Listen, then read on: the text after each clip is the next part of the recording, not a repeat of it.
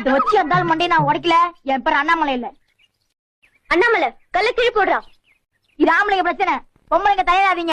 ஆளுநர் அவர்கள் முறை தவறி நடந்து கொண்டதன் காரணமாக ஆளுநர் அவர்கள் அவையிலிருந்து வெளிநடப்பு செய்திருப்பதாகத்தான் நான் பார்க்கிறேன். ஆளுநர் ஒரு நியூட்ரல் ஜட்ஜ். அவர் திமுகவுடைய உறுப்பினர் கிடையாது.